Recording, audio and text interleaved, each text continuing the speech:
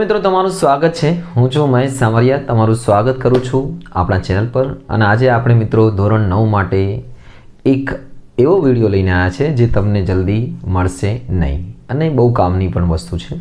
ए छे chapter number 7 जे गति छे एना स्वाध्यायना दाखलाओ, जेनी गणतरी ए पण समजणपूर्वक हूँ तमने कराईश અને કઈ રીતે એને સમજવાનું છે એવી તમને સમજાવીશ। ઓકે, બહુ કામના છે મિત્રો। જ્યારે બી તમે આ કોઈ બી બેઝિક જે સૂત્રો છે સમજવા માંગશો ત્યારે આ દાખલાઓ બહુ કામમાં આવશે અને આગળ જતાં બી તમારા કામમાં આવશે અને આગળવાળા જે ધોરણવાળા 11 સાયન્સવાળાના બી બેઝિક આ શીખી શકે છે।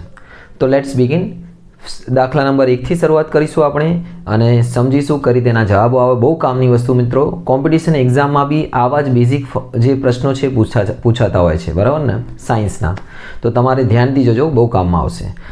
તો પહેલો જે પ્રશ્ન છે તમારી સમક્ષ હું બોલું છું, રજૂ છે। તો મિત્રો જે પહેલો પ્રશ્ન છે તમારી સમક્ષ આ રીતે છે કે એક એથ્લીટ એટલે ખબર છે ને, દોડવીર, એ 200 મીટરનો વ્યાસ ધરાવતા એક આવું મેદાન છે જેનો વ્યાસ છે 200 મીટર। એનો જે વ્યાસ લખી દઈએ આપણે, આ છે 200 મીટર છે। 200 મીટર વ્યાસ ધરાવતા મેદાન ઉપર 40 સેકન્ડમાં એક ચક્કર લગાવે છે, 40 સેકન્ડમાં, અને 40 સેકન્ડમાં એક ચક્કર પૂરું કરે છે। તો 2 મિનિટ અને 40 સેકન્ડ, 2 મિનિટ અને 20 સેકન્ડમાં એને જે મેદાનમાં ચક્કર કાપ્યું હશે એટલું કેટલું એને અંતર કાપ્યું હશે 2 મિનિટ અને 20 સેકન્ડમાં, અને કેટલું સ્થાનાંતર કર્યું છે। ઓકે, તો આને શરૂઆત કરીએ મિત્રો। સૌથી પહેલા તો અહીંયા લખી દઈએ કે ભાઈ વ્યાસ આપણને આપ્યું છે, વ્યાસ 200 મીટર। ઓકે, તો વ્યાસના અડધા થાય ત્રિજ્યા, 200 ભાગ્યા 2 એટલે ત્રિજ્યા થશે 100 મીટર। હવે એક ચક્કર 40 સેકન્ડમાં પૂરો કરે છે। ઓકે, તો આપણે અહીંયા લખવાનું કે ભાઈ 40 સેકન્ડમાં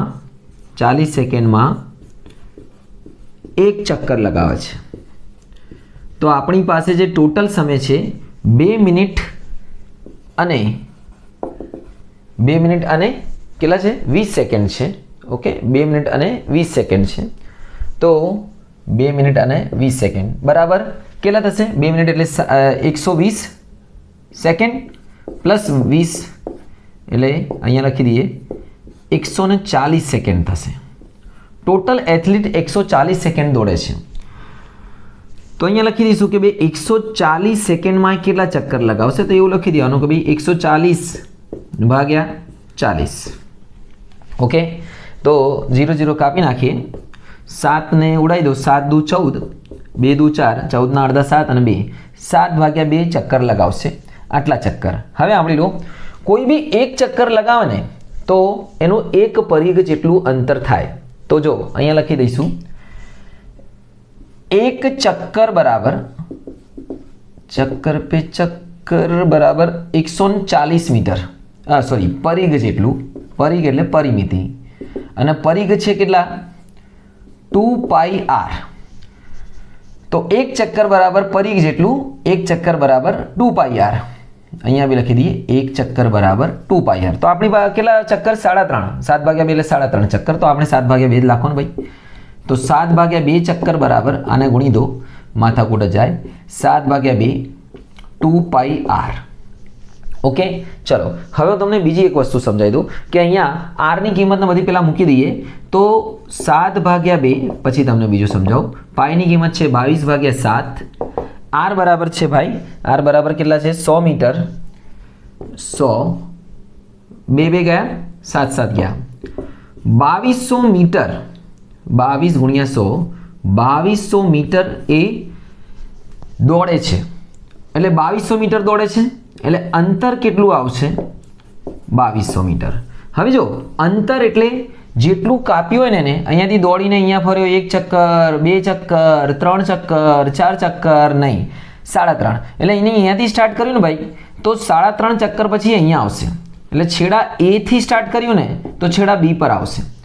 હવે અંતર એટલે જ્યાં જ્યાં વસ્તુ ફરીને આવી છે બધાને અંતર કહેવાય છે, પરંતુ સ્થાનાંતર એટલે પહેલું સ્થાન અને છેલ્લું સ્થાન।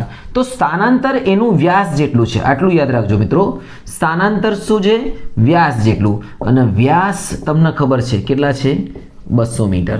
તો અહીંયા સ્થાનાંતર 200 મીટર આવશે ભાઈ, અને અંતર આવશે 2200 મીટર। તો તો આ તો અંતર અને સ્થાનાંતરનો દાખલો, બરાબર ને? હા, કદાચ એને ચક્કર મારીને અહીંયા પાછો આવી ગયો એના એ સ્થાને, તો એનું સ્થાનાંતર 0 થઈ જાત. જ્યારે બી કોઈ વસ્તુ જ્યાંથી સ્ટાર્ટ કર્યું ત્યાંથી પાછી આવી જાય તો સ્થાનાંતર 0 થઈ જાય છે, એટલું તમારે યાદ રાખવાનું છે.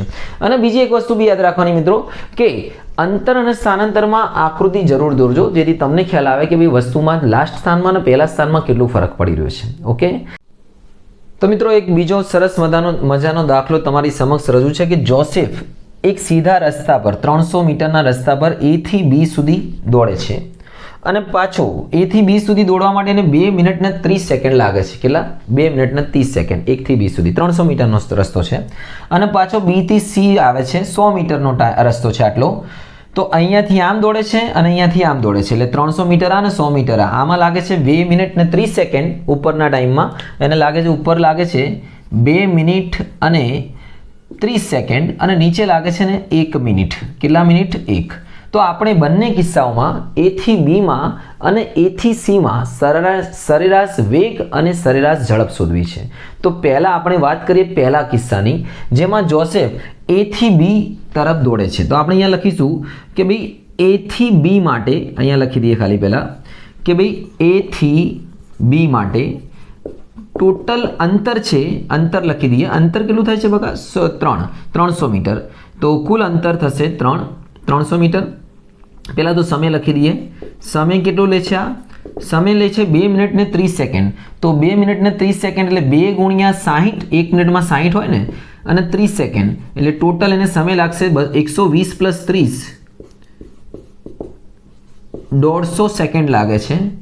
ઓકે, 150 સેકન્ડ લાગે છે કેટલા મીટરનું અંતર કાપવા? અંતર આપ્યું છે, અંતર છે 300 મીટર. તો ભાઈ આપણે લખી દઈએ કે સરેરાશ વેગ, સરેરાશ ઝડપ, સરેરાશ ઝડપ, પહેલા ઝડપ સુધી નાખીએ, બરાબર કાપેલું કુલ અંતર છેદમાં કુલ સમય. તો ભાઈ અંતર છે ટોટલ 300, અંતર 300 અને કુલ સમય છે 150 સેકન્ડ. 0 ગયા 15 દુ 30, 2 મીટર પ્રતિ સેકન્ડ સ્ક્વેર. હવે સેકન્ડ ખાલી. હવે અહીંયા સરેરાશ ઝડપ આટલી આવી અને સરેરાશ વેગ કેટલું આવશે? હવે તમે ધ્યાનથી જોજો. સરેરાશ વેગ છે ને મિત્રો, હંમેશા આધાર રાખે સ્થાનાંતર ઉપર. વેગ આવે એટલે તમારે સ્થાનાંતર ઉપર જવાનું. સમજી ગયા છો?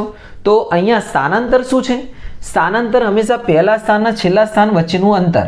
તો એટલું લેવાનું, ક્યાં ફરીને આવે નહીં જોવાનું. તો આમાં સ્થાનાંતર બી આનું આ જ આવશે. જ્યારે સીધી રેખા પર કોઈ પદાર્થ ગતિ કરતો હોય ને, તો સીધા બિંદુ પર એકથી બીજા સ્થાને સ્થાનાંતરના વેગ અને ઝડપ સરખી થાય, અંતરના સ્થાનાંતર સરખું થાય. તો સરેરાશ વેગ બી કેટલો થશે? હા, ઓકે. હવે જો બીજા કિસ્સામાં A થી C માટે ધ્યાનથી સાંભળજો, આમાં બદલાશે. A થી C માટે જોજો, અહીંયા લખી દઉં છું. પહેલા તો અંતર કેટલું છે? ટોટલ અંતર 300 ને 100. A થી C માટે અંતર થશે, અહીંયા લખી દઈએ, અંતર 300 પ્લસ 100 એટલે કેટલા થઈ ગયો? 400 મીટર. ઓકે, દેખાય છે તમને? 400 મીટર અંતર થઈ ગયું છે ભાઈ, 400 મીટર.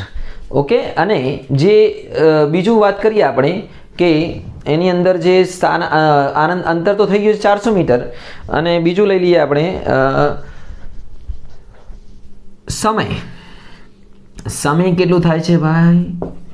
સમય છે 150 સેકન્ડ. તો આ જવાની અને પાછી 1 મિનિટ આવવાની, તો સમય થશે 150 સેકન્ડ અને બીજી 1 મિનિટ એટલે 210 સેકન્ડ. ઓકે, અને સ્થાનાંતર કેટલું કર્યું છે? સ્થાનાંતર બી લખી દઉં છું. સ્થાનાંતર થશે, પહેલા ચલો સરેરાશ ઝડપ સુધી નાખીએ. સરેરાશ ઝડપ બરાબર ટોટલ અંતર જે છે, કુલ અંતર બરાબર કુલ અંતર કેટલું છે? 400. કુલ લાગતો કુલ સમય કેટલો છે? 210. સૂત્ર આનું આ જ, કુલ અંતર ભાગ્યા 0 ગયા 41, 21 40 ભાગ્યા 21 ઉડાઈ દો, 21 દો 40 એટલે 2 1 2 21 એકા 21 90 વધ્યા 21 9 એટલે જ થશે ને. 21 90 વધ્યા 19, 21 9 કેટલા હતા? 9 1 9 2 18, લગભગ 9 ની આસપાસ લગભગ જવાબ છે મીટર પ્રતિ સેકન્ડ સ્ક્વેર. અને સરેરાશ વેગ અહીંયા ધ્યાનથી જોજો ભાઈ, કેમ કે અહીંયા ગેમ બદલાય છે. સરેરાશ વેગમાં સ્થાનાંતર કેટલું થાય છે? હવે જો સ્થાનાંતર કેટલું છે અહીંયા જોજો. સ્થાનાંતર એટલે પહેલું સ્થાન અને છેલ્લું સ્થાન ક્યાં ક્યાં ફરીને આવ્યા જોવાનું નહીં. તો બંનેનો જે ડિફરન્સ આવશે 200 મીટર આવશે. એટલે અહીંયા આવશે 200 ભાગ્યા 210. તો અહીંયા જે ભાગાકાર થશે અને ભાગાકાર કરી લઈએ તો 200 ભાગ્યા 210 એટલે 21 9 0.9 અથવા 20 ભાગ્યા 21 બી લખી શકો છો 0.9 મીટર પ્રતિ સેકન્ડ. તો સરેરાશ વેગ ઓછો બતાવશે કેમ કે સરેરાશ વેગમાં હંમેશા પહેલું સ્થાન અને છેલ્લું સ્થાન જોવામાં આવે છે. ઓકે, પોઈન્ટ પછી બી તમે આગળ ભાગાકાર કરી શકો છો તમારા હિસાબે. આગળ વધીએ મિત્રો. આના પછી ત્રીજો દાખલો છે કે અબ્દુલ ગાડી દ્વારા શાળાએ જાય છે. પહેલે તો યાર ભાઈ ગાડી આપી ના જોઈએ બાળકોને સ્કૂલમાં, પણ આ તો સમજી લો કે ભાઈ દાખલો આપે છે તો આપણે ગાડી દ્વારાના બદલે સમજી લો કે સાયકલ દ્વારા, પણ સાયકલ દ્વારા 20ની સ્પીડ નહીં આવશે. આવી જશે 20ની સ્પીડ સાયકલમાં આવી જશે, 30ની જલ્દી નહીં આવશે. સમજી લો કે અબ્દુલ ગાડી દ્વારા જાય છે. આ વાતનો હું વિરોધ કરું છું. ગાડી દ્વારા જવાનું ચોપડીવાળાએ બદલવું પડશે. તો એટલા માટે કારણ કે આપણે નિયમો છે કે ભાઈ 18 વર્ષથી નીચેના બાળકો લાયસન્સવાળી જે ગાડી જ ના ચલાવી શકવા જોઈએ. તો ભાઈ ચલો આપણે મજાક સાઈડમાં મૂકીએ. તો અબ્દુલ જ્યારે નિશાળથી શાળા જાય છે તો એની સ્પીડ છે 20 કિલોમીટર પ્રતિ કલાક અને જ્યારે પાછો આવે છે તો ભાઈ સ્પીડ વધારે છે કારણ કે પાછા આવતા એને ટ્રાફિક ઓછો મળે છે. તો જતા ટાઈમ 20ની સ્પીડ, આવતા ટાઈમ 30ની સ્પીડ. બોલો મેરે ઠાકોર લોકો કે કેટલાનું સરેરાશ ઝડપ થશે? તમે કહે સાહેબ ઇઝી 20 ને 30ના અડધા કરી દો ને યાર, 25ની એવરેજની સ્પીડ છે. ના મુન્ના ના, 25ની એવરેજ સ્પીડ નહીં આવશે. ચલો શોધીએ. આઈએમપી દાખલો છે અને ઘણા વખત આ 11 સાયન્સના અને જે JEE એ બધામાં બેઝિક દાખલો પૂછાય છે. ધ્યાન રહ્યા મળજો. હવે જો ધારો કે ઘર અને શાળા વચ્ચેનું અંતર આપણે લખી દઈએ x. અંતર બાબુ x છે રે. ઘરથી શાળા વચ્ચેનું અંતર છે x કિલોમીટર છે. અહીંયા લખીએ થોડું બરાબર. તો x કિલોમીટર છે ભાઈ ઘરથી શાળા વચ્ચેનું અંતર. એટલે આ બાજુ x અને આ બાજુ બી x. જતા એટલું જ આવતા હશે. हाँ, ये सीढ़ियाँ कहाँ जाती है? ये सीढ़ियाँ ऊपर जाती है. तो नीचे कौन सी जाती है? वही आती है नीचे. एना जेवुं जता टाइम भी एक्स, रिटर्न भी एक्स, બંને સરખું જ થાય. તો હવે આપણે પહેલાં તો શોધી નાખીએ કે ભાઈ આને જતા ટાઈમ કેટલો સમય લાગે છે. તો ભાઈ સરેરાશ ઝડપનું સૂત્ર લગાવો ભાઈ. સરેરાશ ઝડપ બરાબર શું છે? કાપેલું અંતર, કાપેલું કુલ અંતર જેને આપણે કહીએ છીએ કુલ અંતર કેટલું છે ભાઈ? x છે. અંતરનું સૂત્ર નહીં લખતો, ડાયરેક્ટ લખી દઉં. x અંતર ભાગ્યા લાગતો સમય. અને લાગતો સમય છે એનું આપણને સમય ખબર નથી તો સમયને સમય લખી દઈએ અથવા t1 લખી દઈએ. એટલે t1 એટલા માટે કે ભાઈ જતા ટાઈમ સમજી લો કે આને t1 સમય લાગે છે અને આવતા ટાઈમ t2 લાગે છે. તમે યાદ રાખજો, બરાબર ને? સમજણ પર છે દાખલા. જેટલા સમજીને યાદ રાખશો એટલું ઇઝીલી કરી શકશો. અને હું તમને એકદમ સિમ્પલ રીતે શીખવાડીશ. બહુ કોમ્પ્લિકેટેડ નહીં કરીશ કે તમને ના ખબર પડે, તમને ઇઝી શીખવાડીશ. સરેરાશ ઝડપ આપણને આપી છે 20 કિલોમીટર પ્રતિ કલાક. તો અહીંયા લખી દઈએ 20 કિલોમીટર x t1. તો t1 ને ઉપર લઈ જાઓ તો t1 બરાબર સમય x ભાગ્યા 20. બરાબર ને? આ પહેલો સમય છે. ઓકે, સારું. હવે બીજો સમય શોધી નાખીએ કે ભાઈ સરેરાશ ઝડપ આવતા ટાઈમ. બરાબર ને? તો એમાં ધારો કે આપણે લઈ લઈએ અને સરેરાશ ઝડપની આવતા ટાઈમ અહીંયા v1 આપી દઈએ ને આના v2 આપી દઈએ. તો v2 આને v1 ગણી લો તમે. બરાબર ને? પહેલી સ્પીડ આને v2 એટલે સૂત્રમાં ફટાફટ પતી જાય, લખવાનું વધારે ના પડે. અંતર તો કેટલું છે? x અને t2. v2 કેટલા છે ભાઈ? 30ની ઝડપે આવે છે. v એવરેજ છે આમ તો. 30 બરાબર x અપોન t2. તો t2 બરાબર x અપોન 30. આ બે યાદ રાખજો. Very simple. સૂત્ર યાદ રહી ગયું? અંતર ભાગ્યા સમય, જેમાંથી અંતર શોધી પહેલા સમય શોધી નાખ્યો t1 t2 બંનેનો સરવાળો કરવાનો. હવે જો કુલ સમય આપણને મળી જશે. કુલ સમય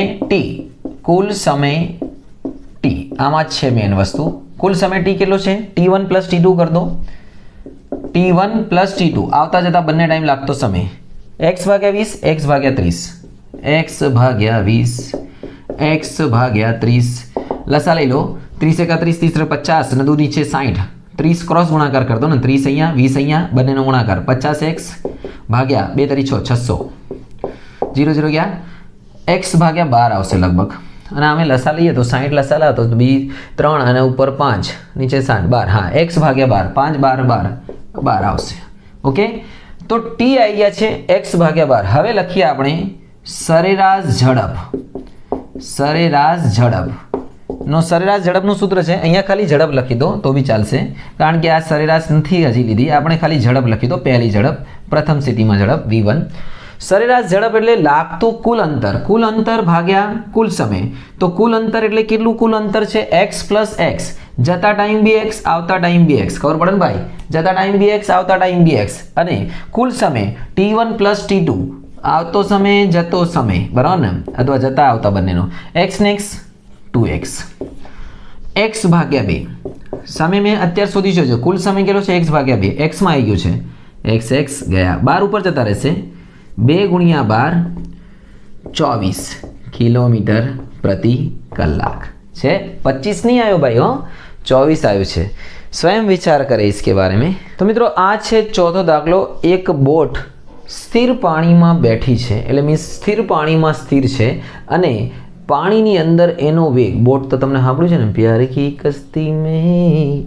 लहरों की मस्ती में पवन के शोर शोर में चले हम जोर जोर में तो બોટની વાત કરી માછલી બે છે બોટની સ્પીડ છે 0 અને અત્યારે એનો સ્પીડ 0 એટલે u બરાબર આપણે લખીશું 0 અને બોટ પર પ્રવેગ ઉત્પન્ન થાય છે 3 મીટર પ્રતિ સેકન્ડ સ્ક્વેર કેટલા સમય માટે 8.0 સેકન્ડ માટે એટલે 8 સેકન્ડ માટે હવે જો મિત્રો તમારે ગતિના 3 સમીકરણો યાદ રાખવાના છે બહુ કામના છે પહેલો સૂત્ર યાદ રાખવાનો v બરાબર u + at બીજો યાદ રાખવાનો v² - u² બરાબર 2s અને ત્રીજો છે s બરાબર ut + ½ at². આ સૂત્રો તમારે પૂછી લેવાના છે ભાઈ દાખલાઓ માટે બહુ જ સરસ કામના છે અને આમાંથી આપણે અત્યારે આ સૂત્ર યુઝ કરીશું કયો આ કારણ કે આ સૂત્ર યુઝ કરવાનું એક જ કારણ છે કે આની અંદર આપણને એક વસ્તુ આપી છે અને એ કઈ વસ્તુ આપી છે u આપ્યું છે s એટલે સ્થાનાંતર શોધવાનું છે ચલો લગાવી દો s બરાબર ut + ½ at². બહુ ઇઝી s ની કિંમત શું છે શોધવાની છે u s એટલે અંતર કેટલું અંતર છે સ્થાનાંતર u એટલે પ્રારંભિક વેગ ઓકે પહેલા બે સૂત્રો ના લીધા કારણ કે એમાં v આપ્યું છે અંતિમ વેગ આપણને ખબર નથી તો 0 અને t બરાબર છે 8 a બરાબર છે 3 t બરાબર છે 8 ચલો 0 × 0 0 થશે 1/2 3 ના 3 8 નું શું થશે 64 અને આ બાજુ લખી દઈએ તો s બરાબર થશે 0 જતા રહે 1/2 વધીશું 64 તરી 92 64 તરી અને 2 વડે ઉડાડી દોશો તો બી ચાલશે 3 × 64 અહીંયા ઉડાડ દો 32 32 તરી 96 તો ભાઈ બોટ સુરેખ પથ પર સીધા રસ્તા પર 96 મીટર દૂર જશે 8 સેકન્ડમાં જો એનો પ્રવેગ 3 મીટર પ્રતિ સેકન્ડ સ્ક્વેર હોય તો ઓકે આગળ વધીએ પાંચમા દાખલા તરફ મિત્રો આ છે પાંચમો દાખલો જેમાં એક કાર 52 કિલોમીટર પ્રતિ કલાકની સ્પીડે જઈ રહી છે અને એમાં બ્રેક મારતા એનો વેગ ઘટે છે અને જ્યારે આ કાર સ્થિર થશે એટલે ઊભી રહેશે બ્રેક મારશે તો ઘટશે અને ઊભી રહેશે ત્યારે એનું જે ગતિ છે એનો આલેખ દર્શાવો હવે જો એક સિમ્પલ વસ્તુ સમજી લો કે કારને બ્રેક મારવાના બી તમને ખબર છે અલગ અલગ તરીકા હોય કોઈ પણ વસ્તુમાં જે બ્રેકમાં ઘટાડો થાય છે અલગ અલગ રીતે થાય છે ધારો કે એક છે અનિયમિત પ્રવેગી ગતિ જેની અંદર બ્રેક મારીએ છીએ તો એમાં આમ આડેધડ બ્રેક મારવામાં એટલે મીન્સ એમાં આપણે સ્પીડ ઘટાડીએ છીએ પણ એમાં સમયની સાથે એનો જે વેગ ઘટે છે એક સરખું નથી ધારો કે 52ની સ્પીડે જઈ રહી છે તો બ્રેક મારી 40 થઈ ગઈ પછી સીધી 20 થઈ ગઈ પછી 5 થઈ ગઈ ને ઊભી રહી ગઈ આનું જેવું તો એવું જે છે એને કહેવાશે કયું બકા પહેલું જે આલેખ આપણે એને દર્શાવ્યું એને કહીશું આપણે અનિયમિત પ્રવેગી ગતિ તો એમાં જે આલેખ બનશે એનું ધારો કે કાર અહીંયા એની સ્પીડ છે અત્યારે 52 અહીંયા છે સમજી લો 52 અહીંયા છે અને અહીંયા 0 નો અહીંયા 0 દર્શાવે છે આ બિંદુ A છે અને આ બિંદુ B છે ઓકે તો અહીંયાથી કાર સ્ટાર્ટ કરે છે ઘટવાનો ને વેગ તો આલેખ અહીંયાથી ડાઉન જશે અને આલેખ ડાઉન જશે અને આ રીતો બનશે ઓકે હવે આમાં વક્ર એટલા માટે બન્યું છે કે એની સ્પીડમાં ઘટાડો અનિયમિત છે શું છે બકા અનિયમિત સમયની એક સરખા ગાળામાં એક સરખો ઘટાડો થતો નથી હવે સમજી લો કે તમે એક ગણિતના પેલા મીન્સ શું કે તમે સાયન્સના ચાહક છો ને તમે પોતાની સ્પીડ ધીરે ધીરે એક સાથે ધીરે એટલે મીન્સ ચોક્કસ સમયમાં ઘટાડો છો. 52ની સ્પીડે છે, ચલો દર સેકન્ડે તમે 5 ઘટાડી રહ્યા છો, દર સેકન્ડે 2 ઘટાડીએ છો, 2 1 સેકન્ડ પછી 2, બીજા 1 સેકન્ડ પછી 2, ધીરે ધીરે હોલે હોલે છે, બરાબર ને. 26 સેકન્ડ પછી તમારી કાર ઊભી રહેશે. તો એમાં જે આલેખ બનશે, ધારો કે અહીંયા દર્શાવી દઈએ આપણે a ડેશ અને અહીંયા લખીશું b ડેશ લખ્યું અને અહીંયા છે. તો અહીંયા જે આલેખ આવશે સીધો રેખા આવશે. ભાઈ બિંદુ a b ક્યાં જતો રહ્યો? હા, અહીંયા લઈ લઈએ, આ b ડેશ છે. તો આ બંનેમાં ફરક શું છે? આ નિયમિત પ્રવેગી ગતિ છે, ભલે ઘટે છે. આને કહેવાશે નિયમિત પ્રવેગી ગતિ. ઓકે, આ છે અનિયમિત પ્રવેગી ગતિ, આ નિયમિત. અને આનો જે આપણે કાપેલું અંતર આ રીતે આના પરથી શોધી શકાશે. આનો જે અંતર છે O A B, O પરથી આના પરથી અને આ રીતે બે પ્રકારના આપણને આલેખ મળશે, જેમાં એકની અંદર વેગ ચોક્કસપણે એટલે અનિયમિત રીતે ઘટશે અને બીજાની અંદર નિયમિત રીતે ઘટશે. ઓકે, તો આટલીમાં માહિતી છે. ને બીજું લખેલું તમારે જે લખવાનું છે એ લખી લેજો તમે, જો તમને બોર્ડ પર દેખાઈ આવશે, બરાબર ને. તો આ લખી જાય એટલે આ 5 દાખલા આપણા પૂરા થશે અને એના પછી તમારા 5 દાખલા બાકી રહેશે મિત્રો. અને એ દાખલા તમને નેક્સ્ટ વિડીયોમાં મળી જશે. પણ શરત એક જ છે કે તમે લાઇક અને શેર જરૂર કરશો. જો વધારેમાં વધારે લાઇક્સ હશે એટલું જલ્દી તમને વિડીયો મળશે. એટલે કે આ દાખલા એવા છે કે એના પર તમને સમજાવવાનું બહુ મહેનતનું કામ છે. ઓકે, તો અને જો ચેનલ પર ના હો તો સબસ્ક્રાઇબ જરૂર કરશો. તમને ટોપ ક્વોલિટીનું ભણતરનું કોન્ટેન્ટ મળતું રહેશે. તૈયારી કરો, આગળ વધો. શુભમ.